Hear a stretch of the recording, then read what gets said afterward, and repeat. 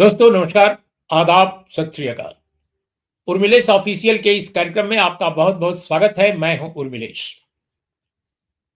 इस वक्त जो अमेरिका और इजराइल की ईरान लड़ाई है, या यूं कहा जा सकता है कि ईरान युद्ध जो इजराइल और अमेरिका का है, उसमें बहुत सारे पहलू उसके सामने आ रहे हैं, उजागर हो रहे हैं। उसमें एक पहलू ऑयल इकोनॉमी का भी है, तेल के अर्थशास्त्र का भी है, जिस पर कम लोग बात कर रहे हैं।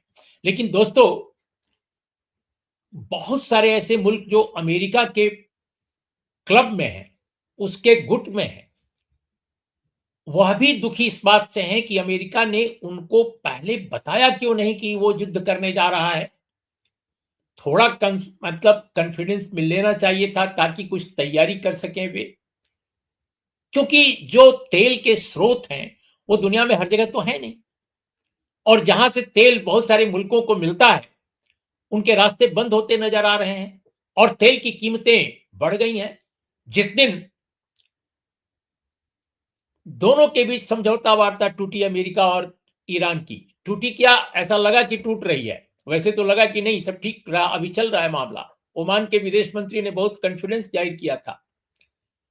बल्कि फ्राइडे को ही हमने देखा कि तेल की कीमत जो है 7 महीने में सर्वाधिक हो गई, और आज तो ऐसी स्थिति में तेल का जो संकट है बढ़ता जा रहा है। और खासकर जो स्ट्रेट ऑफ हॉर्मुज है, जिसको हॉर्मुज जल डमरू मध्य भी बोलते हैं हिंदी में, उसके बंद होने से हम नहीं जानते कि अभी बंदी किस तरह की है। क्या ये सेलेक्टिव है, क्या ये पार्शियल है, या कंप्लीट है? लेकिन इससे बहुत बड़ा संकट एशिया के मुल्कों के सामने भी आने आ गया है। उसमें भारत भी है, चीन भी है, जापान भी है, और भी बहुत सारे मुल्क हैं। लाल सागर में भी समस्या पैदा हो रही है क्योंकि उधर से भी तेल आता आता रहा है। वहां हुती लोग जो है वो काफी संकट पैदा कर रहे हैं। तो आज हम देश के एक जाने माने आर्थिक मामलों के विशेषज्ञ से बात करेंगे इसी पहलू पर कि इस युद्ध से जुड़ा हुआ तेल संकट कैसे दुनिया के तमाम मुल्कों को प्रभावित करने जा रहा है, जो एशिया में नहीं है, जो यूरोप में नहीं है, अन्य महाद्वीपों में है, उनको भी ये छोड़ने नहीं जा रहा है। तेल का संकट, तेल का जो क्राइसिस है, वो पूरी दुनिया को बड़े पैमाने पर प्रभावित करेगा।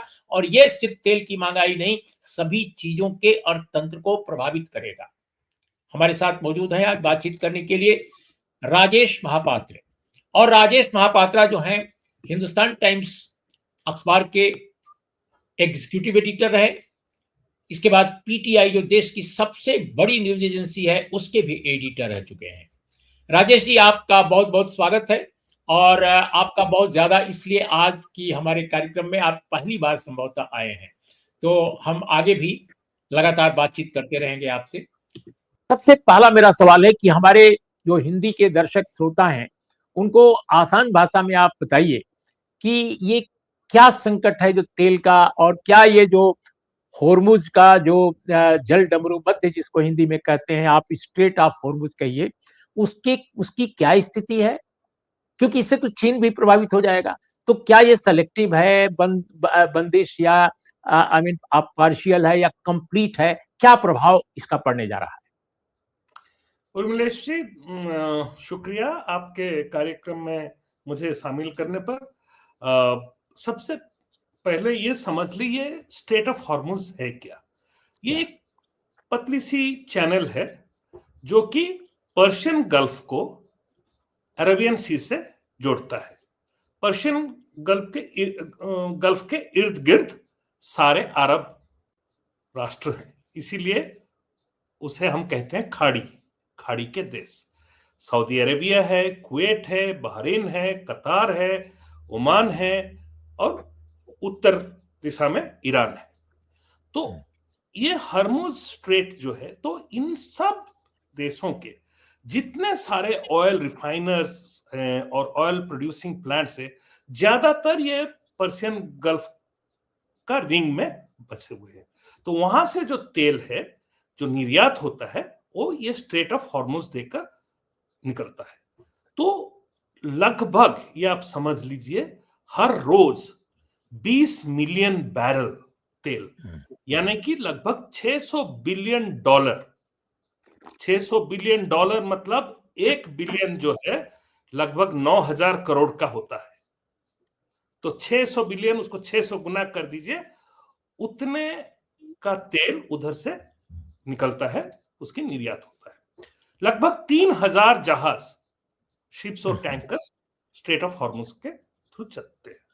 तो ये जो स्ट्रेट ऑफ हॉर्मुज है, ये एक जगह पे आकर इसकी जो ब्रेड्थ है वो मात्र 14 माइल हो जाता है।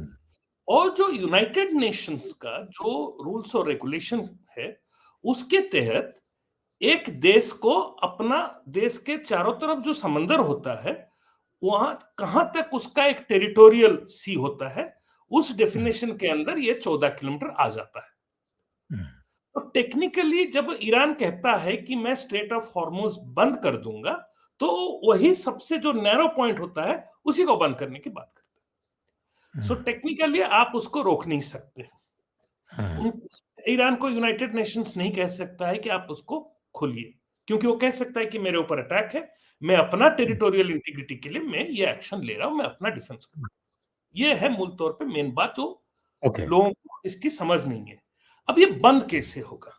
आपने कहा मैं बंद कर दूंगा, तो अगर उस बंद, तो आप तो कोई डैम नहीं बना लेते हैं, तो उसके अंदर कोई उल्लंघन करके, आपने वो कहा उल्लंघन करके अगर कोई जहाज जाता है, तो आप उसको कैसे बंद करेंगे? आप उसको रोकेंगे, आप उसके ऊपर अटैक करेंगे।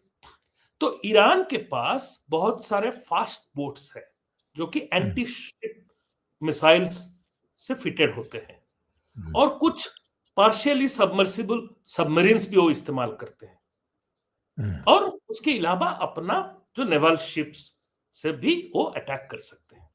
इसीलिए आपको अगर ध्यान होगा तो डोनाल्ड ट्रंप ने अपने जब 4 ऑब्जेक्टिव की बात की, तो उसमें एक ऑब्जेक्टिव ये था कि ईरान के नेवल फोर्स को हम खत्म करना चाहते हैं, डिस्ट्रॉय करना चाहते हैं, इसी कारण से, ताकि ना रहेगी बांस, ना बजेगी बांसुरी। तो कल जो है इन्होंने 3 जहाज के ऊपर अटैक किया।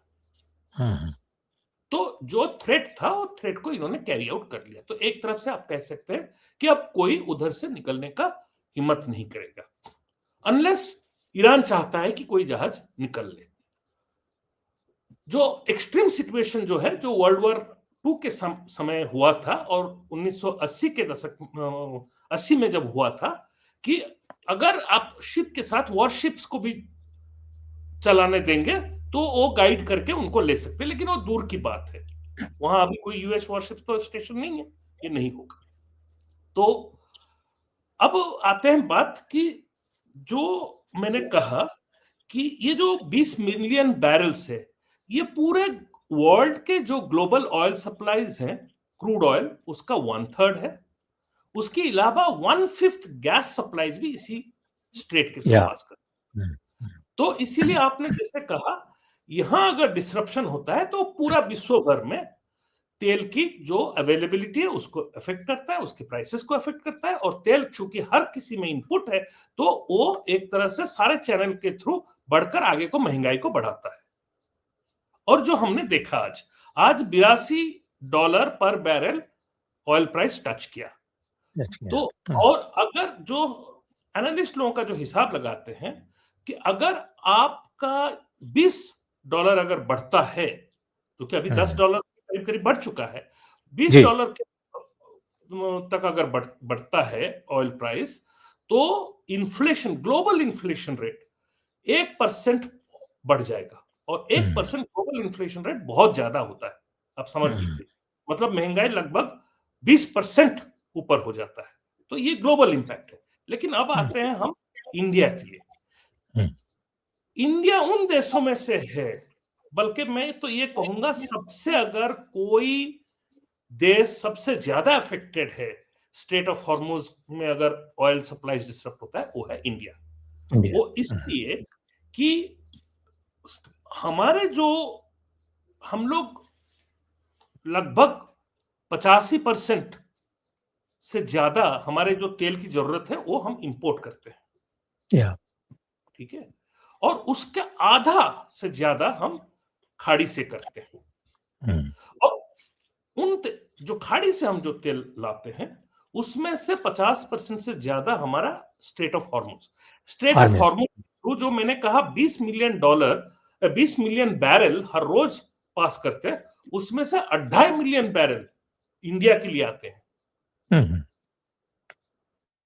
इंडिया हर रोज 6 मिलियन बैरल क्रूड लाता है, 5 से 6 मिलियन। तो यानी कि स्ट्रेट ऑफ हॉर्मुज के माध्यम से जो तेल आता है वो लगभग इंडिया के ऑयल इंपोर्ट का आधा ही समझ लीजिए। ठीक है, तो और हमारी रिक्वायरमेंट जो है पूरे जो दिन के जो हम कहते हैं, हम लोग अगर हमारा 5 मिलियन बैरल की रिक्वायरमेंट है या 6 मिलियन बैरल की रिक्वायरमेंट है, और हमारे पास जो स्ट्रेटेजिक रिजर्व है क्रूड ऑयल का वो है 100 मिलियन बैरल।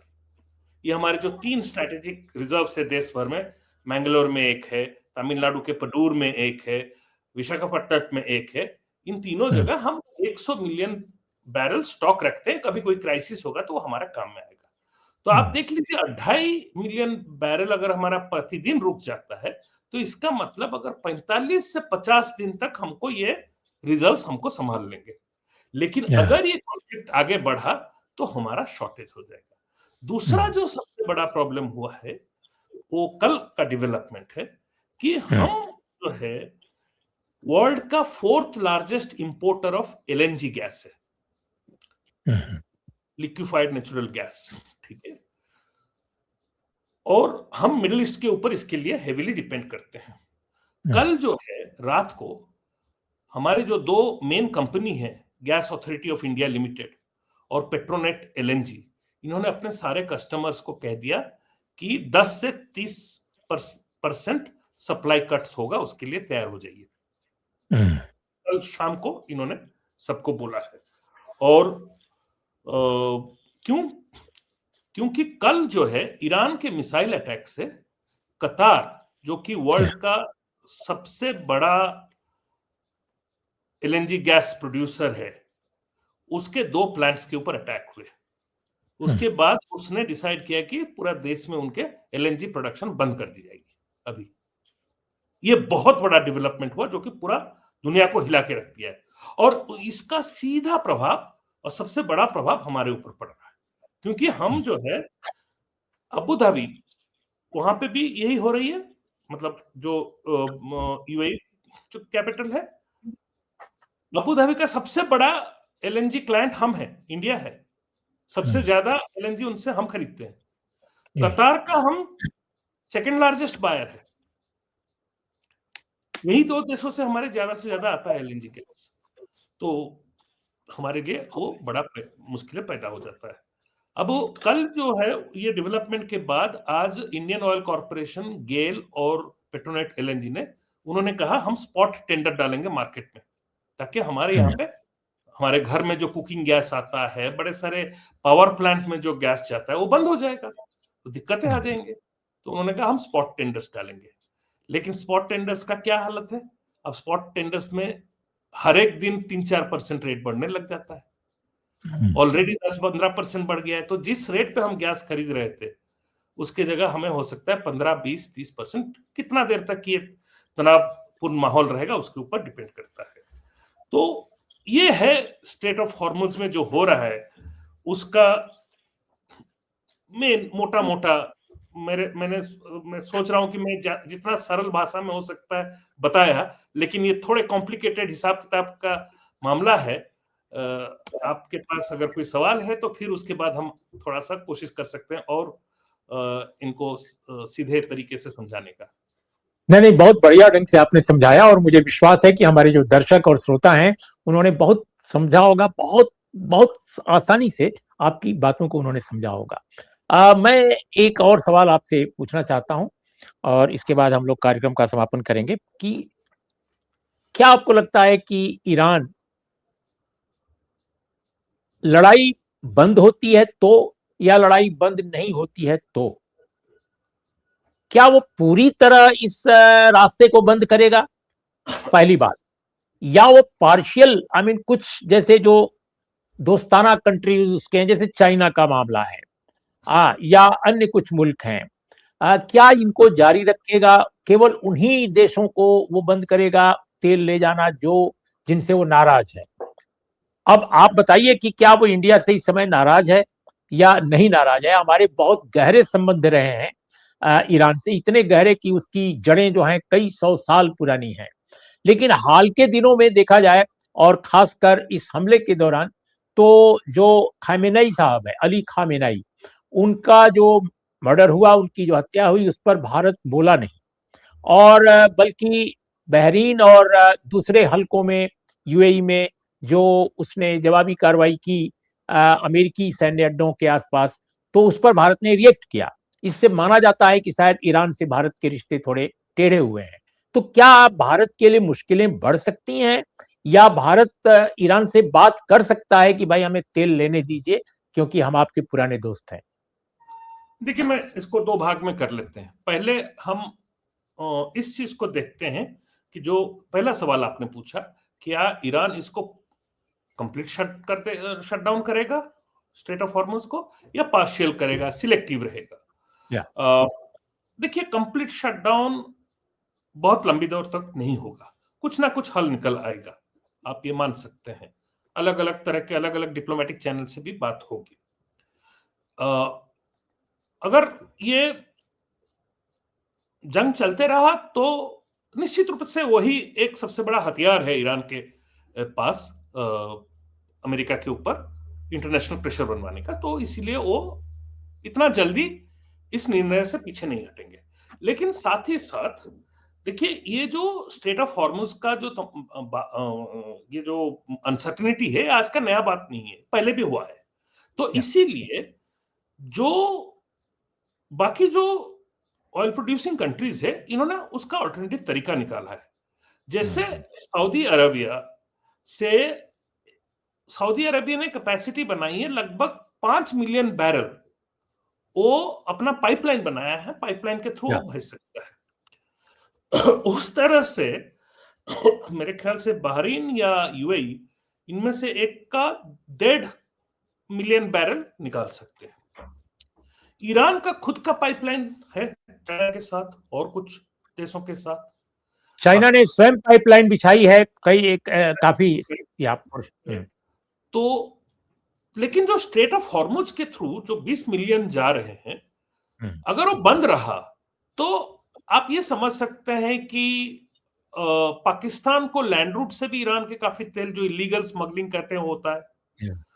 हो सकता है कुछ तेल ईरान के तरफ से, ईरान जो है हर स्ट्रेट ऑफ हॉर्मुज के थ्रू प्रतिदिन 1.7 मिलियन, यानी कि जो 20 मिलियन का जो 10% लगभग ईरान का हिस्सा खुद होता था। और ज्यादातर तेल उनमें से सबसे बड़ा कस्टमर जो है वो चाइना है। देखिए, यहां से जो तेल निकलता है 80% तेल एशिया के देशों के लिए है। उसमें सबसे बड़ा कस्टमर हम इंडिया है, चाइना सबसे बड़ा कस्टमर, इंडिया उसके बाद, और जापान। लेकिन सबसे ज्यादा अफेक्टेड इंडिया होता है नंबर 1, चाइना नंबर 2 और जापान नंबर 3। ठीक है, और ये देख लीजिए, ये 3 सब टॉप लार्जेस्ट इकोनॉमीज में से है। तो इसीलिए दबाव तो बनेगा बहुत सबके ऊपर, तो कुछ ना कुछ। लेकिन अगर आप ऑल्टरनेटिव रूट्स यूज भी करते हो तो ज्यादा से ज्यादा 7 से 8 मिलियन बैरल आप मैनेज कर सकते हो, लेकिन 20 मिलियन बैरल नहीं मैनेज हो सकते, यानी कि आधा का शॉर्टेज रहेगा। ठीक है, अब बात आती है जो आपने कहा कि क्या ईरान हमारे लिए, देखिए मैं हो सकता है गलत हूं, मुझे नहीं समझ में आता है कि अमेरिका इजराइल के साथ मिलकर ईरान के ऊपर हमला करेगा। ये इसकी आशंका तो बहुत पहले से जताई जा रही थी और ये बहुत साफ हो रहा था पिछले हफ्ते तक। उस समय हमारे प्रधानमंत्री इजराइल जाने का ये एक तरह से डिप्लोमेटिक ब्लंडर है, अगर लॉन्ग टर्म इंटरेस्ट को देखा जाए तो। आप ये जान लीजिए, इससे ना केवल मैं तो कह रहा हूं, आज खमेनी का डेथ हो गया और उसके ऊपर हमने कोई शोक प्रकाश नहीं किया, वो नहीं भी होता, फिर भी आप समझ लीजिए कि जो इजराइल जो जाने का हुआ और उसके बाद ये अटैक होता है, तो हमारे ईरान के रिलेशनशिप में एक बहुत बड़ा दरार आ चुकी है। ये मौजूदा सरकार के एक समय में हमारे रिलेशनशिप बहुत अच्छे थे, मोदी जी के समय अच्छे थे, लेकिन ये कुछ पिछले साल भर में बहुत बुरी तरह से बिगड़ा है। और हम सोचते हैं कि केवल ईरान, आप ये मत सोचिए कि ईरान से आपको कुछ उम्मीद कर सकते हैं। आपको अलग जगह देखना पड़ेगा। जैसे लोग कहते हैं हो सकता है, देखिए कई सारे रशियन ऑयल जो है अभी भी समंदर में फ्लोट कर रहे हैं, किसी को कमिटमेंट नहीं हुआ है। हो सकता है ये एक मौका है, इंडिया कह सकता है कि डोनाल्ड ट्रंप को हम तो तुम्हारे साथ बात किए थे, रशियन ऑयल नहीं लेंगे, लेकिन इस परिस्थिति में हमें रशियन ऑयल लेना पड़ेगा। तो अलग अलग तरीके निकल आएंगे और बहुत सारे सोर्सेस है, लेकिन वो जो है वो महंगा तरीका होगा। हमारे तेल के रेट बढ़ेंगे, इसमें कोई दो मत नहीं है, वो बढ़ना शुरू हो गए। आप ये जान लीजिए, चाहे ये कॉन्फ्लिक्ट जल्दी भी खत्म हो जाता है उर्मिलेश जी, सबसे जो बेस्ट सिनेरियो है, उस बेस्ट सिनेरियो में भी रुपया का गिरावट और महंगाई में उछाल, ये दोनों चीज आप अवॉइड नहीं कर सकते। वो हो गया, वो आने वाले दिनों में आपको दिखेगा और उसका कुछ हद तक हमारे ग्रोथ के ऊपर भी इंपैक्ट आएगा। और अगर तनाव बढ़ता है, 6-9 महीना रहता है, तो वो भारत के अर्थव्यवस्था के लिए बहुत खतरनाक बन सकता है। अभी तो हम इसके बारे में आगे बात करेंगे, लेकिन जो आप खाली केवल ईरान के बारे में मत सोचिए उर्मिलेश जी। हम सोचते हैं कि केवल ईरान को नाराज हो गया तो क्या है, हमारे साथ अरब देश है, सबके साथ हमारे स्ट्रेटेजिक रिलेशनशिप होते हैं। देखिए, एक बड़े नुआंस्ड डिफरेंस है। आप हो सकता है अरब की लीडरशिप स्टेज के ऊपर आपके साथ हो, आपके साथ डील कर रहा हो, अरब के लोग पॉपुलर व्यू इंडिया के बारे में क्या है, उसमें काफी बदलाव आया है। पिछले दिनों में काफी बदलाव आया है, जबकि अरब में भारतीयों को लेकर बहुत गुडविल रहा है हर समय। हमारे 1 करोड़ से ऊपर लोग खाड़ी में रहते हैं और उनके गुडविल बहुत जबरदस्त गुडविल बना है, क्योंकि उनका कंट्रीब्यूशन भी है उस इकोनॉमीज में। और हमारे बॉलीवुड, हमारे कल्चर, हमारे स्टार्स, हमारे स्पोर्ट्स, वो सब एक तरह से एक अलग तरह का कल्चरल इंटीग्रेशन हुआ है। ये दोनों लोगों के पीपल टू पीपल रिलेशनशिप, ये सारे चीजें जो है, इसके ऊपर एक डार्क स्पेल धीरे धीरे दिखाई दे रहा है। उसका क्या आउटकम होगा आने वाले दिनों में, वो हमें देखना पड़ेगा। देखिए, शॉर्ट टर्म में आप हर चीज व्यापार नहीं होता है, हर चीज में बनिया बुद्धि नहीं चलता है। खास करके जो डिप्लोमेटिक रिलेशनशिप्स होते हैं, वो लंबे तौर पे बनते हैं और लंबे तौर के लिए बनते हैं। हमें ये ध्यान में रखना चाहिए। बहुत बहुत धन्यवाद राजेश महापात्रा। और आपने जिस तरह हिंदी में बोला और समझाया हमारे दर्शकों श्रोताओं को, बहुत बड़ी बात है दोस्तों, इसलिए कि राजेश हमेशा अंग्रेजी पत्रकारिता करते रहे हैं। आपने उनकी बात सुनी, आपको कैसी लगी ये बातचीत जरूर बताइएगा। हमारे चैनल को आपकी अनुमति है या तो प्लीज आपके दर्शकों को भी मैं बोल दूं कि मैं भी एक छोटा मोटा यूट्यूब चैनल शुरू किया हूं। छोटा मोटा नहीं, बहुत शानदार रहेगा। मैं सोचा कि उसमें बहुत सारे हमारे साथियों का रिक्वेस्ट आता था कि हिंदी में बोलिए, क्योंकि मेरी मातृभाषा हिंदी नहीं है, मैं कभी हिंदी पढ़ा नहीं हूँ, लेकिन उर्मिलेश भाई जैसे लोगों के साथ रहकर कुछ थोड़ा बहुत सीख गया हूँ, तो मैंने अभी उसमें हिंदी में भी शुरू कर दिया। अंग्रेजी में भी ज्यादा गहराई में जाकर हम विश्लेषण करते हैं। तो आपको कभी मौका मिले तो राजेश-महापात्रा करिए और हमारा चैनल के ऊपर भी एक नजर मारिए। धन्यवाद। तो साथियों मैं आपसे भी अनुरोध करूंगा कि राजेश महापात्रा का ये चैनल आप जरूर देखिए। आपको बहुत सारे विषयों पर बहुत गंभीर जानकारी, बहुत साधारण भाषा में, बहुत ही समझ में आने वाली भाषा में आपको मिलेगी। तो इन्हीं शब्दों के साथ आज आपका बहुत बहुत धन्यवाद। नमस्कार, आदाब, सत श्री अकाल।